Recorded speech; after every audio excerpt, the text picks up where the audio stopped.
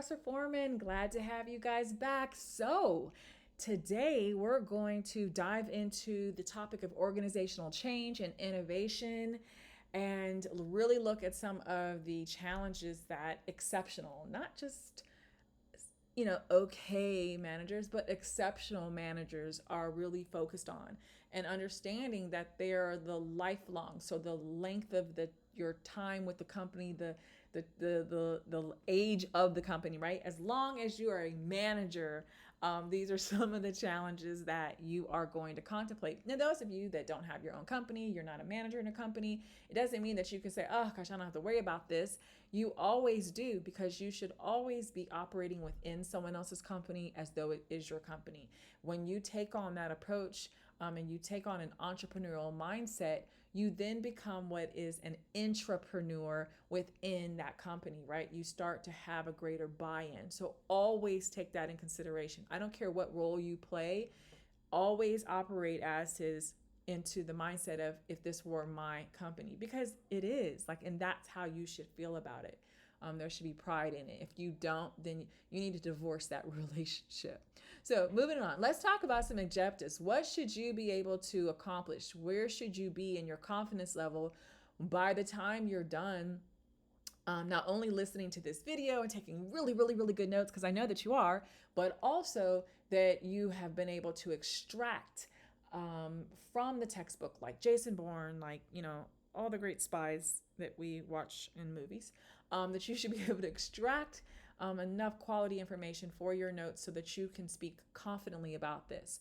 So there are 6 core things that you should be able to do by the time you're done. The first is that you should be able to discuss what managers should know about organizational change. It doesn't mean that they do know, but what they should know. Discuss the 3 types of change, as well as Lewin's change model and the system's approach to change. Let's see, the purpose of organizational development, OD, and you should be able to describe the approaches towards innovation and what components make up an innovation system. The 5th one is discussing ways that managers can help employees overcome fear of change. And actually, you should be able to describe it clearly. How? Because if you can't help employees overcome their fear of change, they will sabotage your plans. That it's a given. They're gonna sabotage it. So we'll go into in depth in that. And then lastly, you should be able to review the different ways to increase the career readiness competency, where there is a greater openness to embrace change. Now let's look at the nature of change within organizations. A question that you should ask yourself, if you just really just close your eyes and think about it, is what will you, and I'm speaking to you, what will you be called on to deal with in an organization? And whether you take that approach as a owner, as a manager, as whatever, the things that you should always be mindful of, even if you're not in a management leadership position, is if you understand these 5 things, you'll also understand why your role in an organization is so valuable, because these are all the things that senior and mid-level leaders are having to contemplate and work with and work around and work through and work over time and time again in order to either gain a competitive advantage or maintain one, because there's always someone trying to knock you out of your spot. So let's go over these 5 items. First is that the marketplace as we know it is becoming more segmented. It used to kind of have these big broad chunks, but we're seeing they're starting to break up into these smaller puzzle pieces because people are creating more niche products, right? There's being more specialization and customization and a greater refinement of speaking to a particular type of person, a type of buyer, right? And so we're seeing that we have these luxury markets, and we're having these other types of things. We're speaking into even more specific categories within, children and adults and all these other things, where we are truly creating these little puzzle pieces. Second thing is that more competitors are now offering these targeted products which then requires those products to get to the marketplace even faster than in our traditional um, makeup. So you can't be slow at getting your products in the hands of customers, because your competition will clobber you with that pitch in their marketing of that fast turnaround. You can get your product in 2 days and 5 days and 7 days. If it takes you 3 weeks, 3 months to get it to them, it better be because this is such a custom, elaborate, detailed, exquisite luxury product that they don't want it to get to them faster. Like, you know what I mean? They at that point they're like, "Oh my gosh, if this custom made car got to me in 2 weeks, I think something was wrong with it." No, so they're understanding that, okay, this house being built with all of these magnificent things that I want, I understand that I am not going to get it in 2 weeks. Right? So these are all the different things, but it really depends on the product that's being sold. But understanding that for the most things that you see pop up on your different social media platforms, that people are just selling these different products that are coming through these big platforms like Amazon and eBay and blah blah blah blah blah blah blah. Those are fast speed to market products, and it gets flooded so quickly that you have to either have a speedboat or you better have a strong harness to hold on.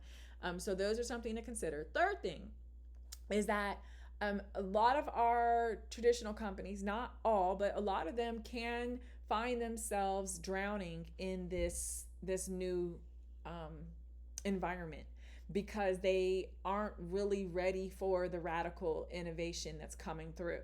And that's the reason why we've seen some of the big companies that we thought would be around forever and ever and ever, we've seen them go belly up. They, became dinosaurs and they died off.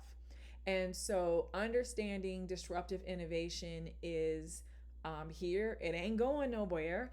And you should always consider ways of how you can disrupt the status quo. And innovation is one way of doing so.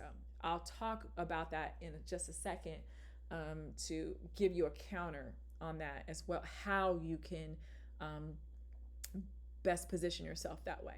Now, the fourth thing is understanding their offshore suppliers from not just China and India, but inclusive of China and India, are changing the way we work. Get over your pity party. It is what it is. The United States cannot try to hold down the market because the United States chose we made a decision to stop being the one of the top producers of the world, and we started to be the largest consumers in the world. So other companies met the demand that we have, and now the marketplace has adjusted. And so with that, we have to now adjust, period.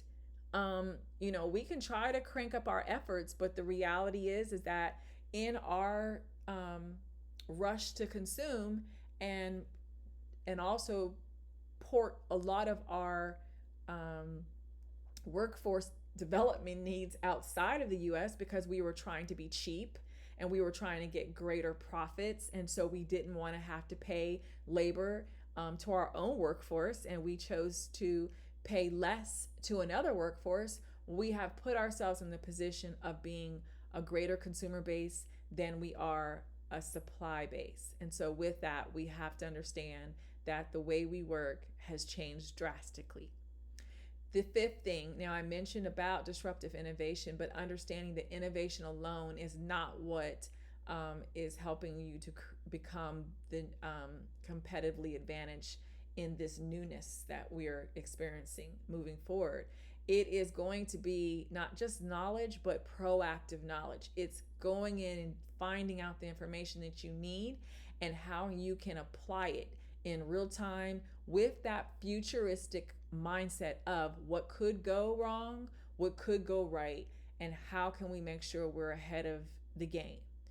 But innovation alone is not what's going to make sure that you gain and maintain a competitive advantage. You better keep those wheels turning in your head, and you need to make sure that you're tapping into all of your workers to be able to extract from them all of the ideas and suggestions and applications that they think are relevant and feasible and can make it work.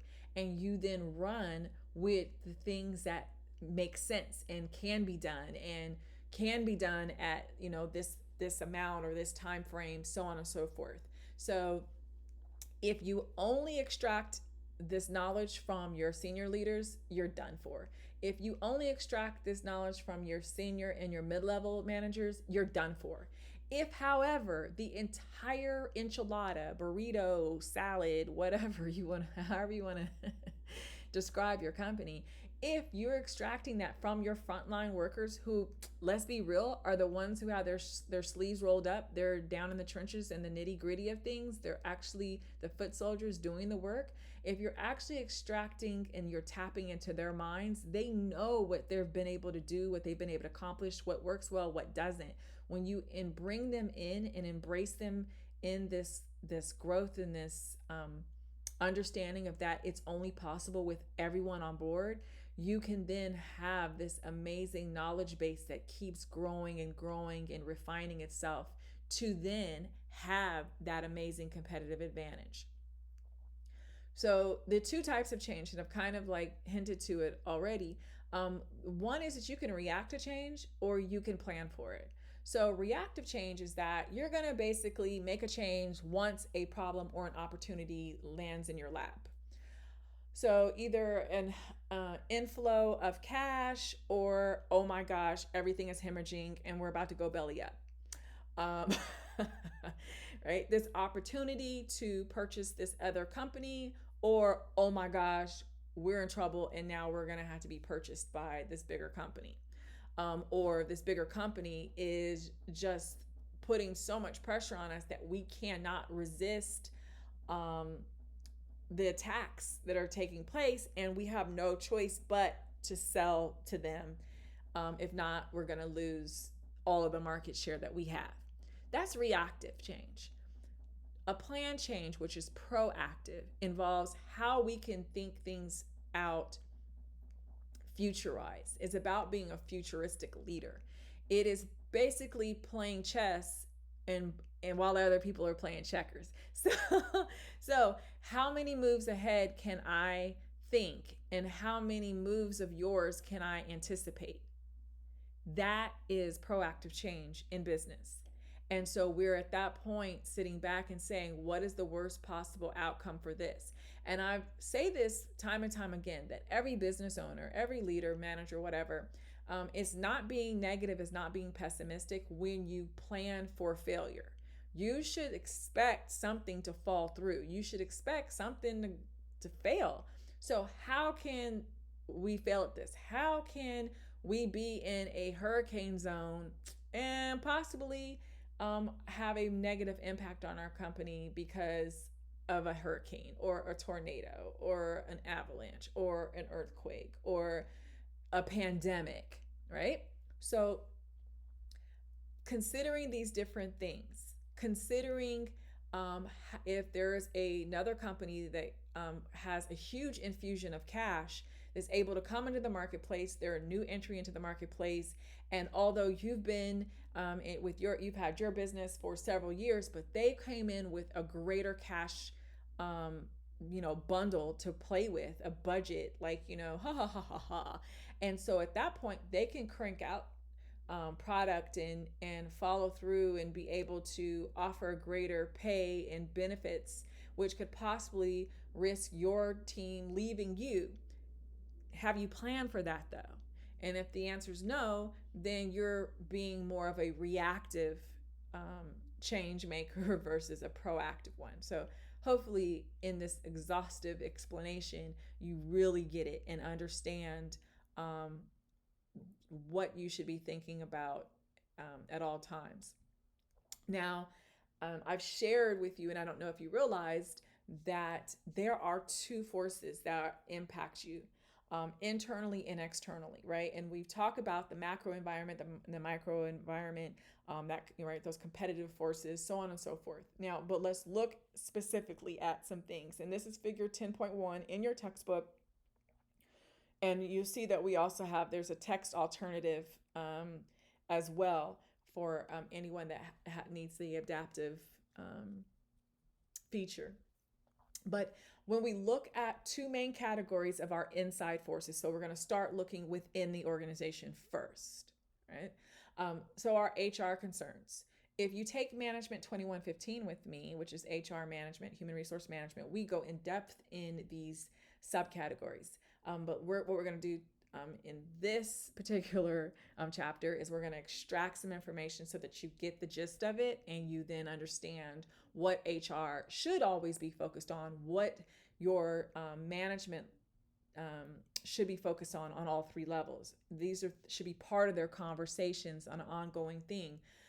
So when we look at the first one, which is unmet needs, if your team members' needs are not met, right? So, and that's usually tied to financial, because if my financial needs are met through the organization, then my bills are paid. Then I'm not fearful of losing my home, losing my car, losing whatever. I'm also, um, my mind isn't then distracted on those things because my mind is now only focused on the job at hand.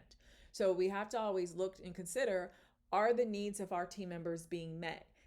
And that is where an organization has to get past this obsession with profits and focus on the people, because with the people come the profits.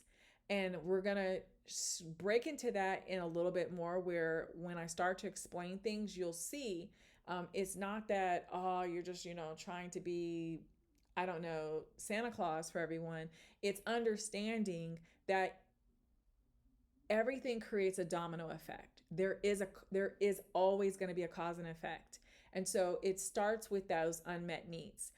Those unmet needs, if those needs are not met, it's going to lead to job dissatisfaction. People are going to start to compare the job, their role, their function, the leadership to other examples that they see in the media, in social media, and hear from their friends and their family and their neighbors about. And then they start saying, wow, well, I don't get those things at my job. And what then comes from that is we start tuning out, and then we start calling off work sick, absenteeism. We start calling out, talking about we have dental appointments. Right? And that leads to turnover. So whether we quit, we're fired, or we pass away, those are ways in which we can leave voluntarily or involuntarily. That also impacts productivity. And so some people are like, well, how? If I'm dissatisfied, if my needs aren't met, usually my morale is low. I'm probably depressed. I'm stressed. That means I'm distracted. So I am no longer, pulling out the numbers that I normally pull out. So whether it's my sales number, is my, widget creation numbers, it's my whatever, I'm not meeting the standard, whether it's mine or the company's. My productivity is going to drop. And then the fifth thing to consider is, how much participation are you seeing, not only in engaging in the workplace, but also in other elements of, so what I'm saying is, beyond just me doing my job, other ways in which I'm participating within the organization. Is it high? Is it low? And my suggestions that I'm providing. Do you as an HR manager, do you as a manager period, are you seeing an increase, a decline, or what in suggestions? And if, let's say, there's an increase in suggestions, are those suggestions truly being listened to and applied? Because remember what I said earlier about the ability, because we talk about innovation and having this disruptive change, but it also requires the knowledge. And the only way for you to have the knowledge is you have to have a greater knowledge base beyond just your senior team or your senior mid-level team, right? So to be able to have that pool of knowledge means that you're asking for suggestions, and you're then following up with okay, I have some questions about the suggestion because I'm really not really sure about how this can be applied. So can you help me out? Which then lets the team member know that you truly are um, interested in what they have to say.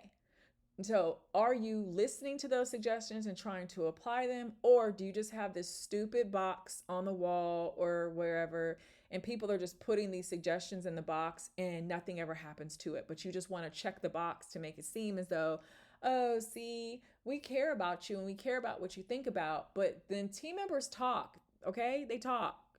And we're just oversized children, and we say, hey, I've been putting plenty of suggestions. Matter of fact, every week I put the same suggestion in the box, and no one has said anything to me. No one, I haven't heard anything, hasn't been anything in the newsletter, nothing in team meetings.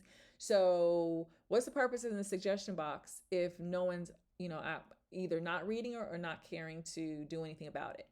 So, those are the things that you have to really take in consideration. If the suggestions are flowing in, what are you doing with them? If they're not coming in, you have to ask yourself why. And usually, the lack of suggestions coming from your team members can be, well, a couple of things. One, they think everything is just perfect, which is rare. And two, is that they don't think that you care. So why would I provide any suggestions? Because you're not going to do anything anyway. So that's something that HR and other managers working together have to really look at those 5 things. When we look at managers' behavior, if you notice, there's a difference between having HR concerns and HR sitting down with the management team and saying, here's the concerns that need to be addressed. There's looking at the behavior of your managers. And a lot of managers don't ever want to address the fact that they have behavioral issues. Let's just keep it real. And with that, we have to say, what are those issues and what are they tied around? And it's these 4 main components. One is conflict. I don't care what any manager says to you. If they sit back and try to say that that they are, champions of addressing conflict, the only ones who are the ones who have had extensive training and experience in it. For the most part, managers try to avoid conflict like the plague. They are terrified of conflict because they don't want to be seen as a bad guy. They don't want to seem as though, oh, there's favoritism, or what if I make the wrong decision? And so they try to find a way to brush things under the rug. Oh, can't we all just get along? Oh my gosh, I don't want to deal with it. They'll try to pass the responsibility to another manager. That is not conflict resolution. It is not leadership, at least not good leadership, right? And so, with that, it is important that an organization heavily invest in. If they don't know how to do it themselves, then they need to outsource to a company, a team who can teach about conflict resolution so that managers can be more confident in how to deal with conflict, because it's inevitable. And there's no way that you can have 2 people plus in a environment and think that conflict's not going to happen. We have our own internal conflict with ourselves. So how can you think that there's not going to be conflict with other people?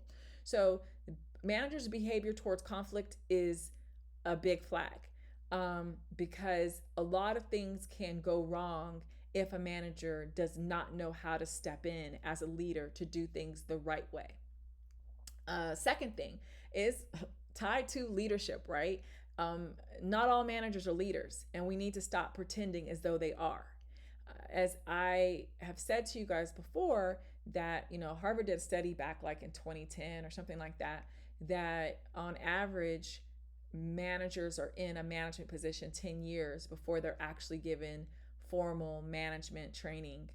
And so with that, that's 10 years of the non-seeing guiding the non-seeing, right? Someone with no vision is trying to somehow espouse the ability to see that a group of people that can't. So it's not a functional, healthy place to be. And what we have seen is that a lot of organizations just expect people to figure it out. You'll sink or swim. But what is on the flip side is you want to be a profitable organization. Then if you want to be, then you need to invest in your people and keep reinvesting in them and reinvesting in them. And so how they lead is a big factor. because how they lead is how the team that they're assigned to will also lead, right? And it creates a domino effect. Everything creates a domino effect. Reward systems. If systems are not set up and if they are not followed consistently, we start to lose trust in our managers, in our leaders. And so making sure that there are well structured systems for reward, and also punishment, right? There has to be consistency in punishment. You can't punish me one way and punish someone else a different way for doing the exact same thing. And I should not be rewarded with less than someone else, just because you don't like the fact that I wear big yellow bows every Thursday, right? And then the fourth thing is how we go about our structural reorganization. The organization needs to be restructured as often as possible, right? And let me preface this by saying it's not like every year we're like, we're gonna do some shifting, but you should always consider how can this be better, because when you're trying to adjust your company from a more traditional, very multi-layered environment to something where there is a shorter distance of to connect with another team member, to connect with someone else in management. I don't have to go through three chains of command in order to get an answer, because now you've flattened the organization a little bit more, you've thinned it out a little bit more.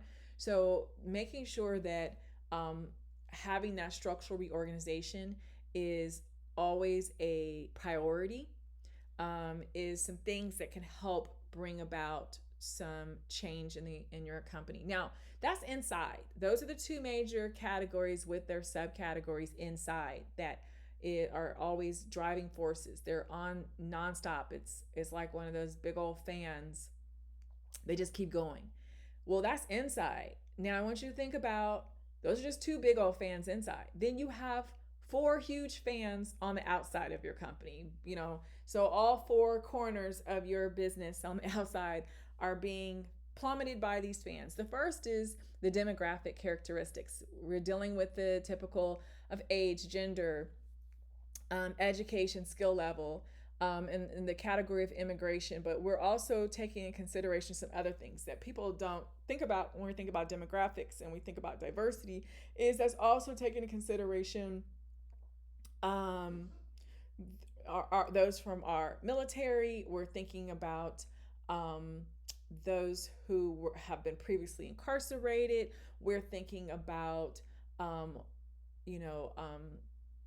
parents who had been stay-at-home parents that are now coming into the workforce, or there's a re-entry into the workforce. So all these different dynamics that come into play that make up this amazing buffet of demographics that will have to make you always consider how your company is changing, and who are your customers, and what community is your building in.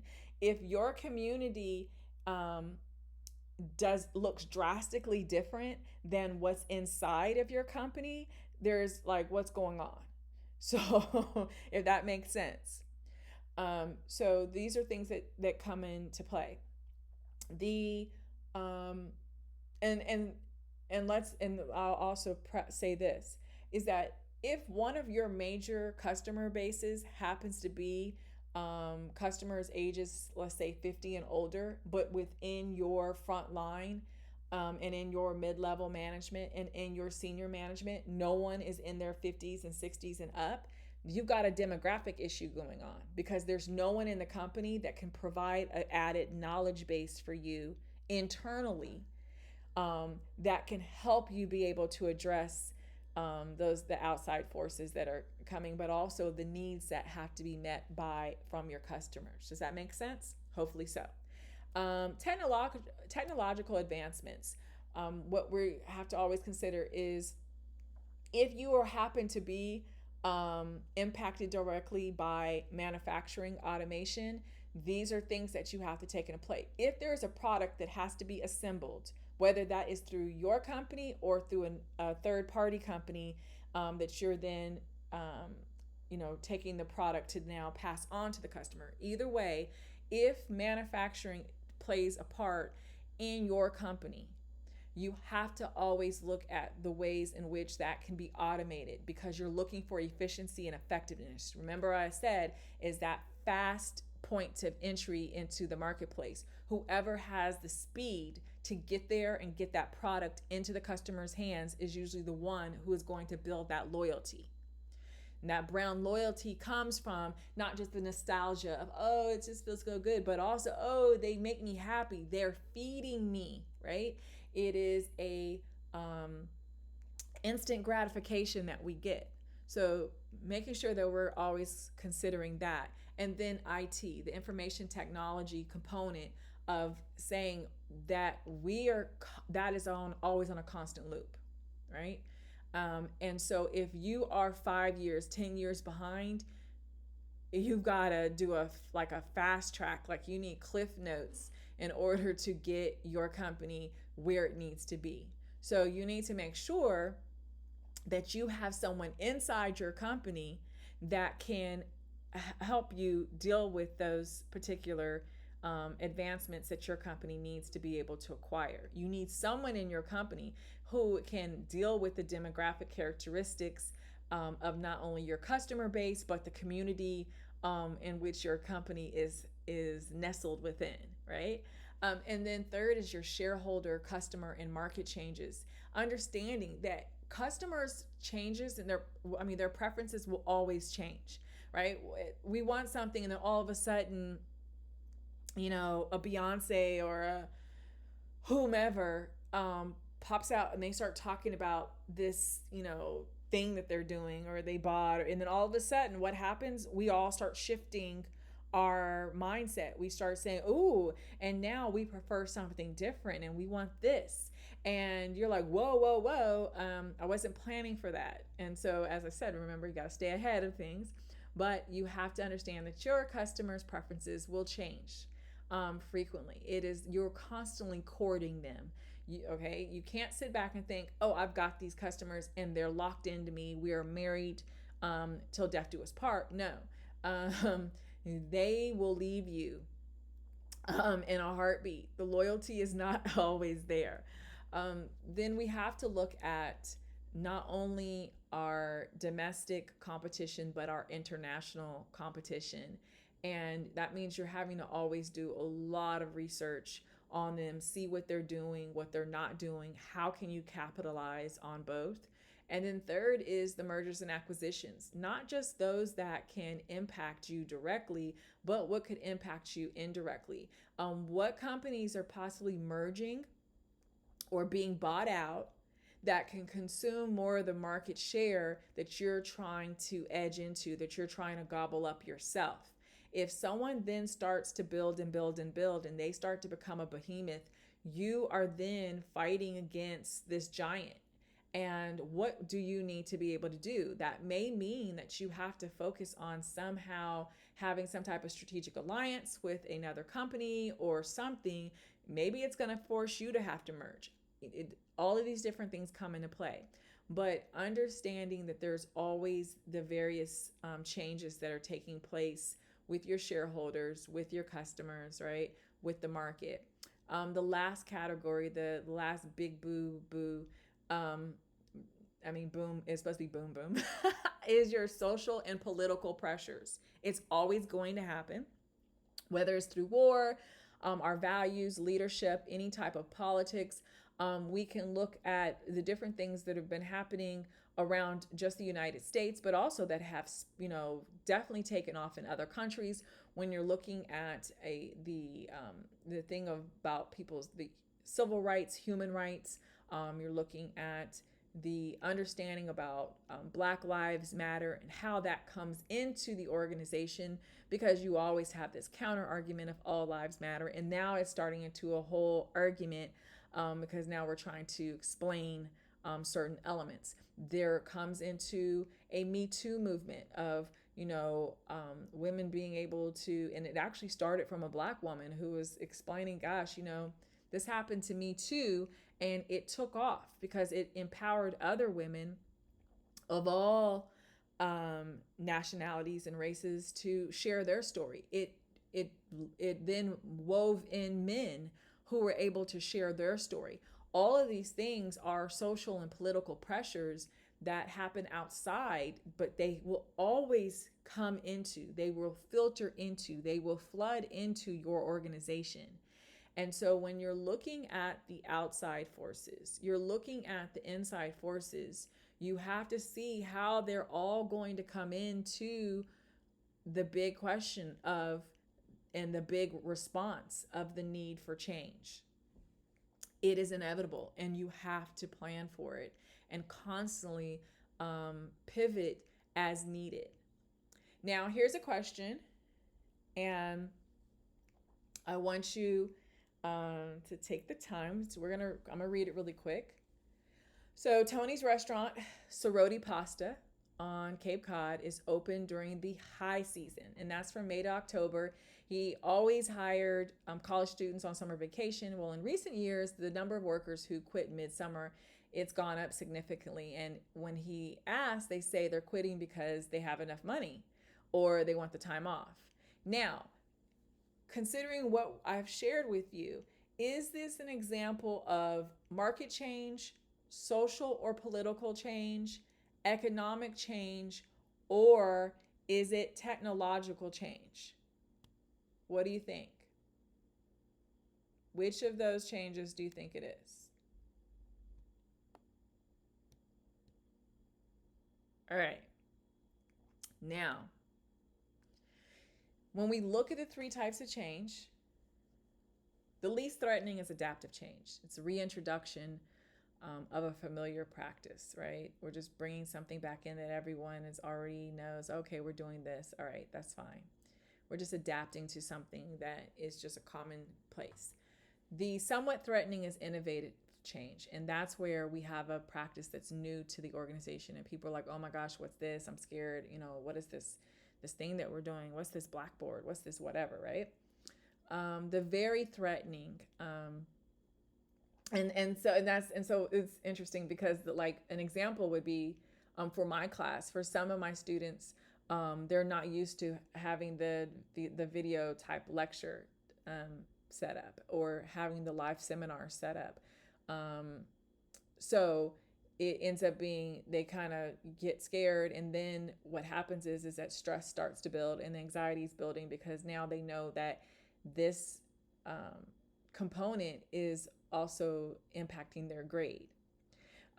The third type of change is the one that has a high threat level, and that's the radically innovative change. And this is when you're introducing a new practice that's new to the industry as a whole. So everyone is getting a wake-up call at the same time.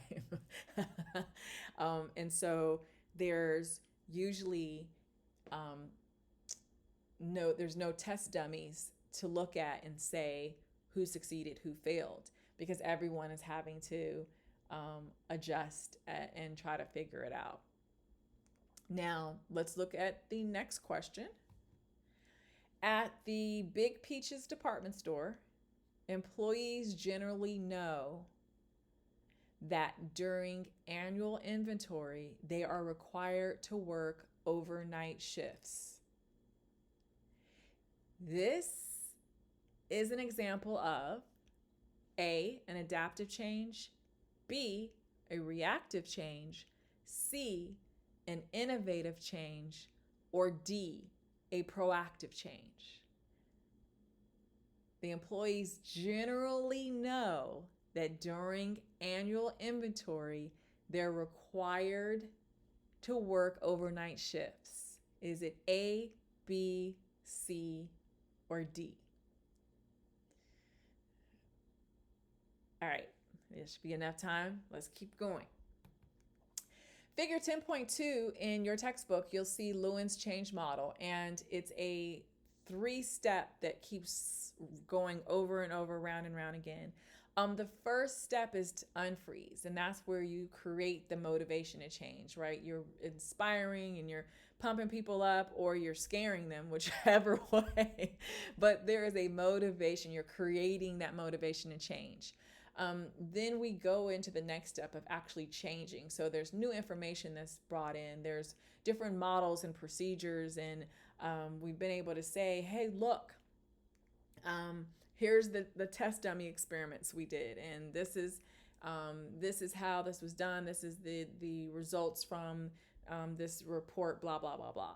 Then you go into the rephrasing stage where you're supporting and reinforcing the change, where it becomes a habit for everyone. It's now being embedded in there. And then it just comes back through. It just keeps coming around and round and round, and it keeps circulating through. So that's Lewin's change. When we look to a systems approach to change, you'll see figure 10.3, and we have our inputs and our outputs. And we also have what our target elements of change are. And then you see the feedback loop. So our inputs, the question would be is why should we change? And how willing and able are we to change? The inputs that would be required for that would come from our mission and vision statements, our strategic plan, the analysis that we do of our readiness for change. And then we plug that into some of the target elements, which the next question would be is, well, which levers can we pull that will produce the change that we want, right? Because we don't want to pull the wrong one. There's 4 target elements or levers that managers can use to diagnose the problems that you have and then see what possible solutions can come from that. And there's 4 that we look at. The first is our people. Remember, knowledge. You see, that's the core. That's right there at the very top. What knowledge base do we have? And the thing is that, and we can't be biased and can't think that, oh, it's only going to come from a certain, component element, area of our company. We have to extract from all the areas. What abilities do our people have?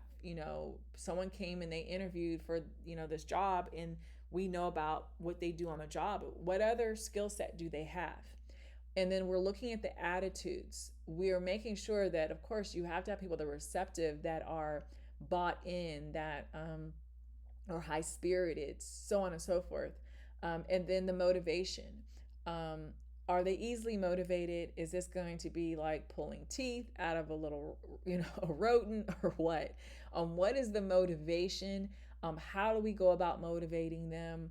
And who is the more susceptible to be motivated? And then looking at behavior, right? All of these different things come into play with people.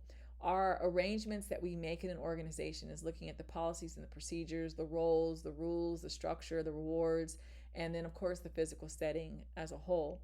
Methods, we're looking at the processes, the job design, technology, workflow, all of those different things.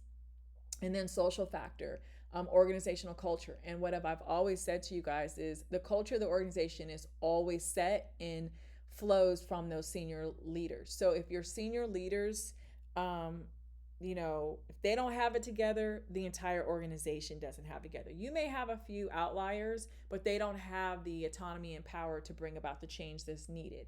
So those social factors of organizational culture is key. And so that means that the senior leaders have to have the utmost, not only buy-in, but they have to walk the walk there. The group processes that come together, because they're not individual components that we look at when we're just looking at the first element of people, but when we bring those people together and how that group can then turn those processes into something tangible. And then looking at those relationships and those interactions within your team, and how communication flows upward, downward, laterally, and the depth and the quality of that communication. And then, of course, leadership on all levels, and not just by those that have titles. So there's 2 important things to take in consideration, is that any change that's made in any of those elements will create a domino effect across the entire organization.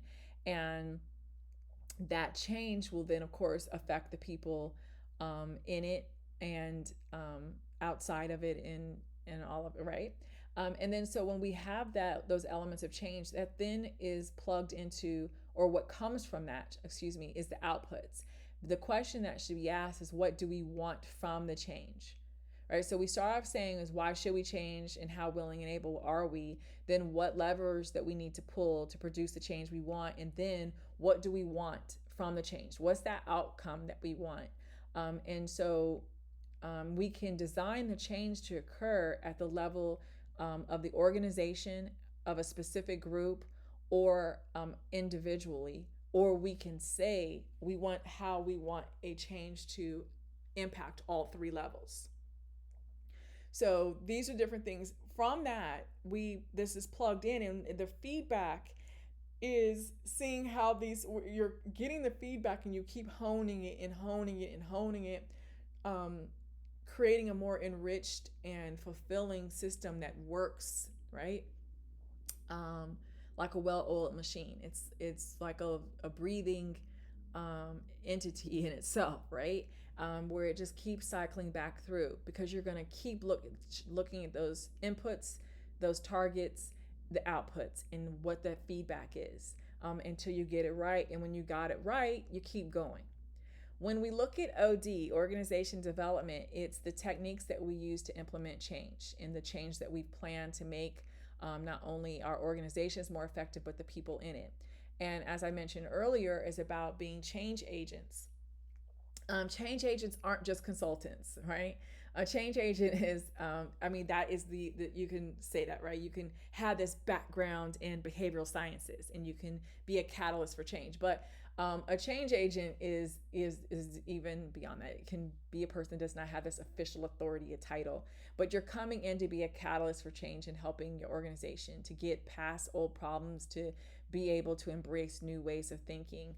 And so can you do that without having this official capacity? By all means, yes. Under the OD umbrella, the organizational development change agent would be a consultant of most times, right? It does not always have to be, but in this formality, it is. So what can we use it for? We talked earlier about conflict, an OD coach or consultant or lead can help manage conflict. You guys already know what I think about the word expert, hence why I didn't say it. It can help, that person can help advise on how to improve relationships within the organization, within groups and teams. Revitalize the organization can help by opening up communication, helping to foster innovation and deal with stress, anxiety, fear, loss, and other things. Adapting to mergers. If anytime your organization is having to merge with another company, whether you're on the side of, where it's where you're like yes, versus oh my gosh, what's going to happen? Am I going to lose my job behind this? There's two sides to that, right? Of a merger, just like there's two sides to it when it's an acquisition. There's always a fear of either losing position, losing rank, losing pay. There's always a fear of loss. So an OD change agent can help with the integration and understanding that there's usually varying cultures of the organization of each that have to be blended. There's product lines that have to be blended, and there's different procedures and policies and rules that have to be merged together. So an OD change agent can definitely be beneficial with that. Now, how does organizational development, how does it work? First, the person in the team has to diagnose what the problem is, what is going on, and then how we can intervene, and what can we do to fix that problem. And then we have to evaluate how well the intervention worked. So you can't just be like, oh, we did. Okay, no, did we? If we have to, there has to be an evaluation, and it can't be one-sided. So there has to be a thorough evaluation from all of the stakeholders that are impacted by that, right? That intervention.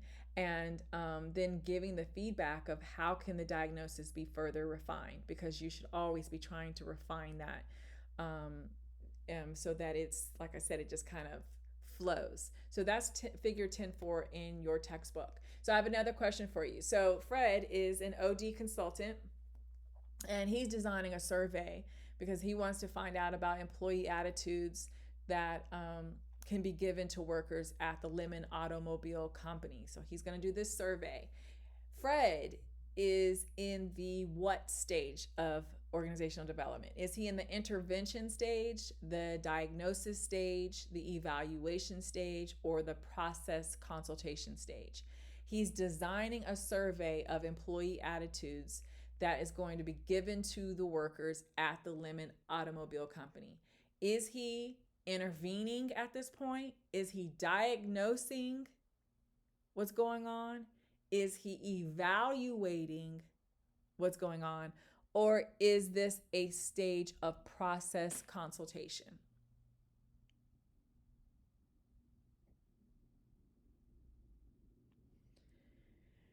All right, so you should have your answers. Moving on. Now, let's look at how effective organizational development can truly be. There's 4 things to really look at. Is that there's usually multiple interventions. That is usually what helps make it successful. Not just one, but multiple ways. If we were trying to attack some kind of disease or something, we would attack from multiple directions so that we can try to weaken and destabilize it, right? And so that's the case where we're going to have to come from multiple ways, or we're going to have multiple rounds of intervention in order to create the type of environment that we want. It's more likely to succeed with management support. As I said, if you don't have the support from all levels of the management, it's gonna fall through.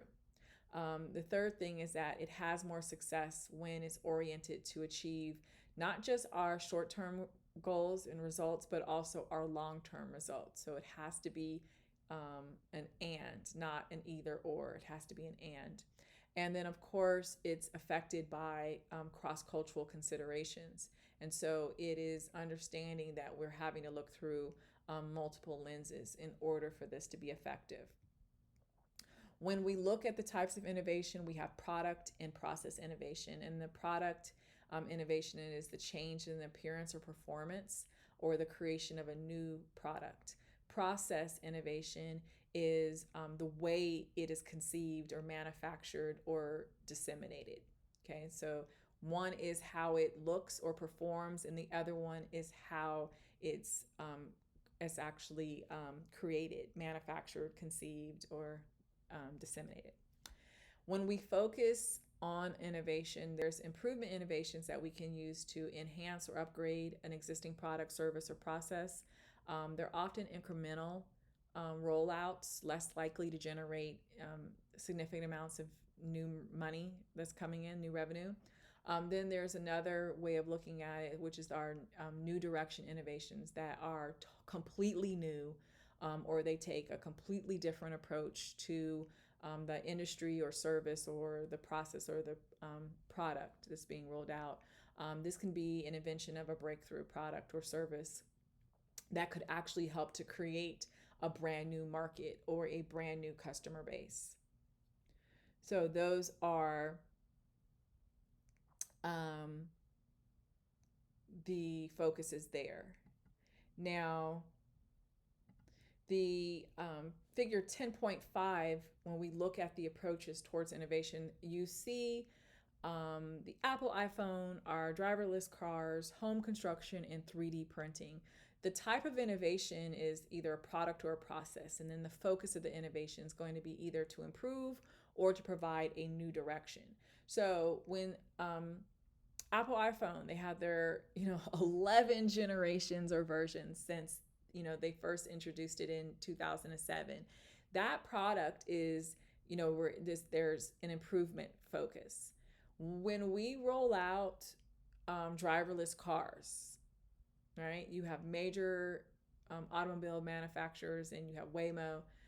These are new directions. We're now going into the Star Trek type of mindset. 3D printing is a improved process. So the example is Alcoa's use of 3D printing in their manufacturing process. When we have home construction that are using panelized homes, right? They're building the homes in panel form. This is now a new direction in the process, right? So now we're just shifting into something that's brand new in how the homes are being constructed. So you can see the different ways. Those are two examples in both categories, in both types. The components of an innovation system, as you see in figure 10.6, everything we do, it's either going to be in business, it's either a pyramid or it's something that goes around and around in circles. So we have our innovation system and the light bulb, the light bulb experience.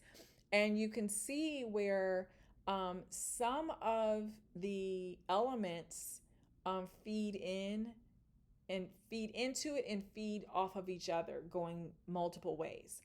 So you see the innovation strategy, the committed leadership, you see how they can flow both ways, as well as both flowing into innovation systems, the culture and climate, the required structure and processes, the necessary human capital. A lot of people don't understand, you have to make sure that with all the different goals and plans that you have, do you have the human beings that you need in order to fulfill the demand of the customer base, but also to fulfill this lofty dream and goal that you have? Because if you don't have the bodies, how are you going to get it done? So you have to make sure that you have the human capital and the HR policies and practices and procedures to make sure that everyone is aligned properly, because you have to make sure that we're in compliance in more ways than just financial. And then the appropriate resources, financial, physical, and other, and how all these play in.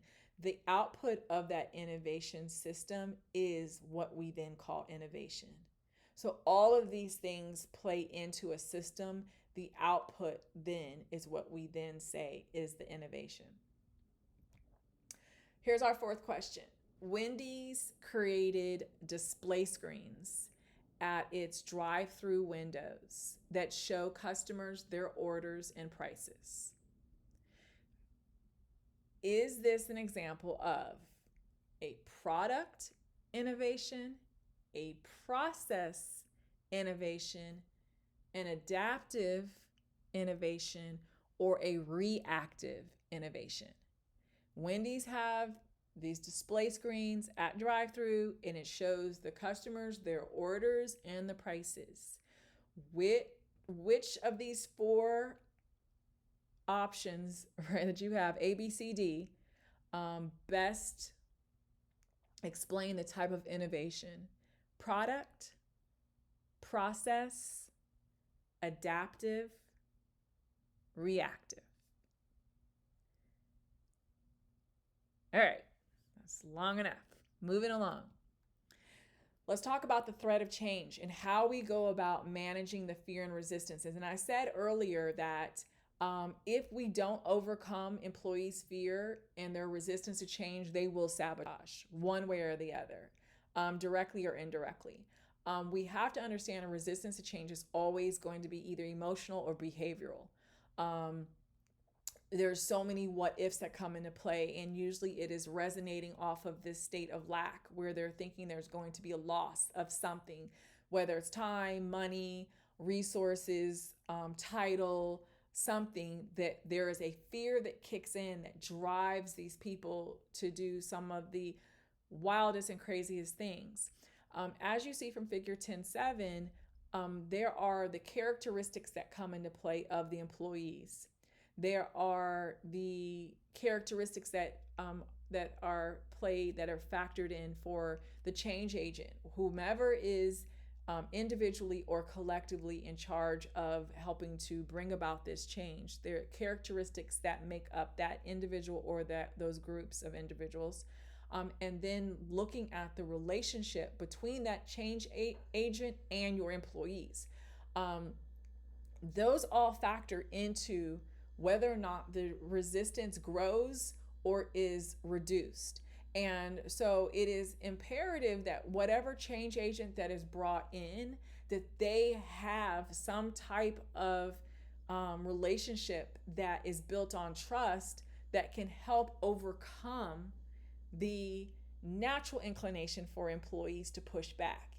If you bring someone in who does not have any type of um, connection to, they can't quickly build a rapport, there's going to be now an added layer of resistance because I don't trust you, I don't want to talk to you, I don't like you, and I think that you're the reason why this is happening. So you're evil, you're evil, you're evil. And I'm shutting down, I'm shutting down, I'm shutting down, I'm not here, right?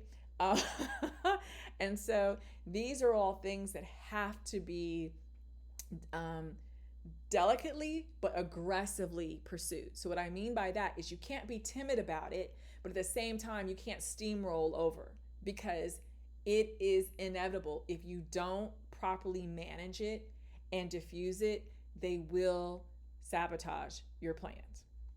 Now, the 10 reasons, there's plenty more, but the top 10 reasons why employees resist change are that a lot of us don't like change. People say that you do, but you really don't.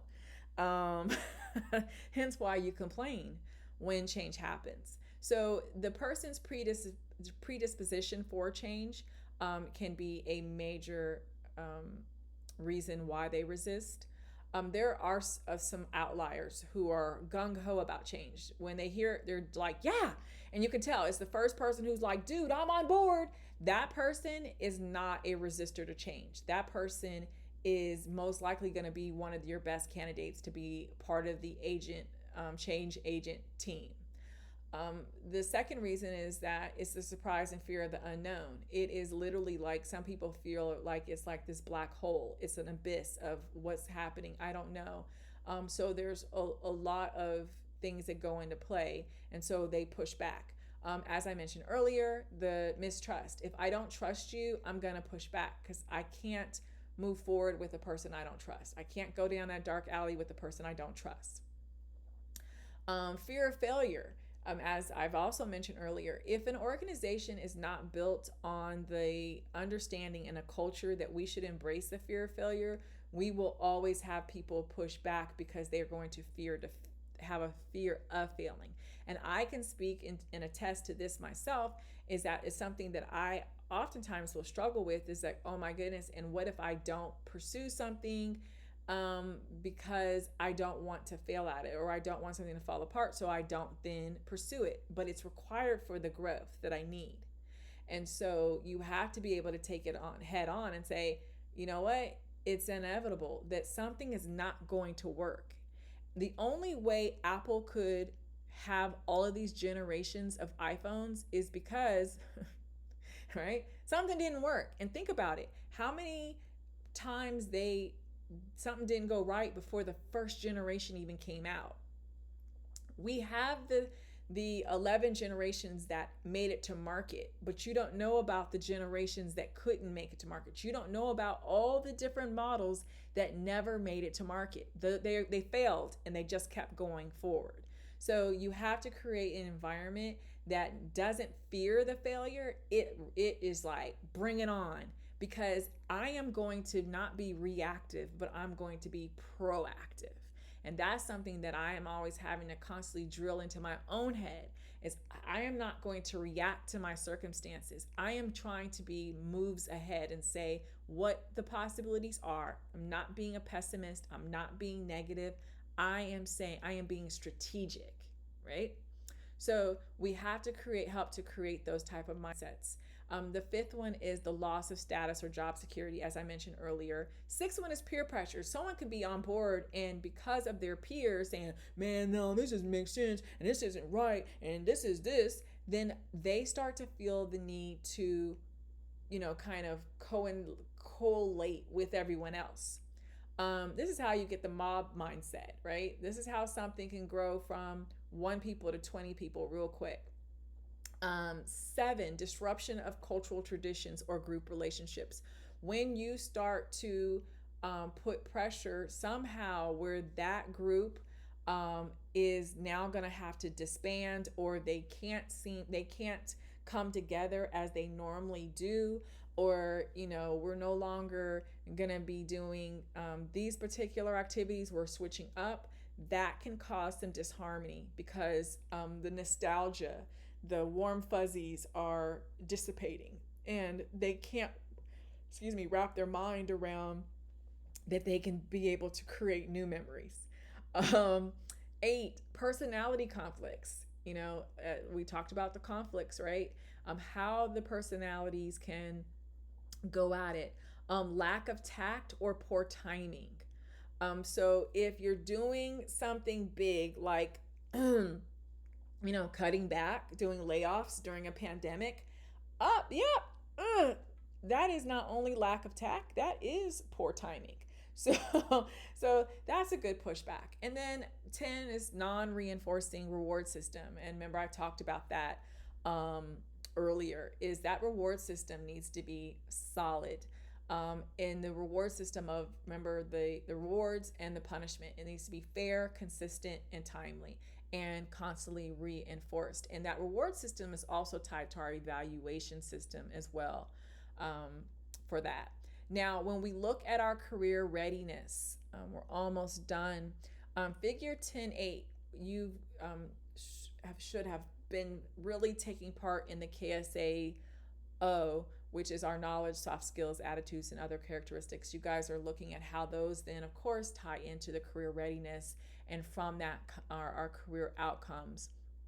So when we look to openness to change, there are 2 things that we look at when you're trying to manage your own career readiness. Is your self-affirmation theory.